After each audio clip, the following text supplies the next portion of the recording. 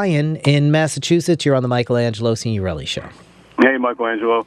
I'll make this as brief as I can, and I'm not expecting anyone to believe it or disbelieve it. It's just my experience.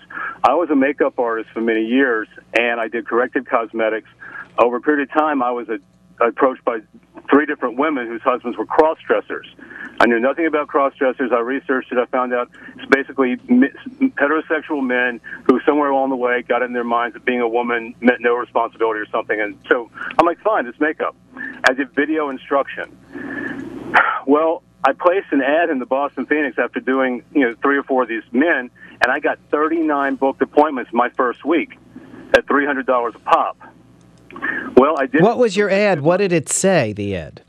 It was in the Boston Phoenix. It said, curious about cross-dressing, professional makeup artist, totally non-sexual, video instruction, and totally discreet.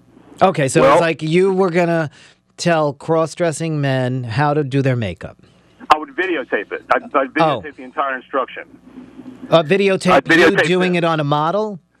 I would videotape their face being made up. Oh, okay. And I had probably 40 or 50 wigs on display in the studio. I was in a nice part of town. So I got a call from this man who was staying at the Copley Plaza. He was super nervous. He was Southern.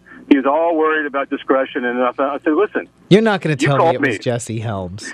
Well, this is what happened. The man, he knew I lived right next to the Copley Plaza.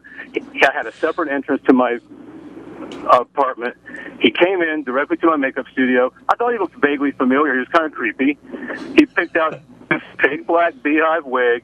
I did the instruction, gave him the tape, and the next morning when I picked up the paper, I saw that Jesse Helms was in Boston staying at the Copley Plaza. And I am telling you it was him, but it flipped me out so much that I stopped doing it completely because I was so afraid that some people, if it came out, people would think it was something sexual. And, no matter what I did in my life, I'd always be that hooker, We are learning a lot on this program today. Now, do you have a videotape of this? No, I gave him the tape. Oh. See, that was the thing. I gave him the tape right away. But it rattled my cage so badly because of how people might perceive what I did, and especially who it was, that and I've never told this story in probably 14 years. You haven't told even a friend? Yeah, I've told a couple of friends over the years. But now you're telling the entire country and Canada, the entire U.S. and Canada. Dead. Who cares? Was that your issue? Were you worried about his privacy? I was worried about repercussions of it, frankly. Of what would happen.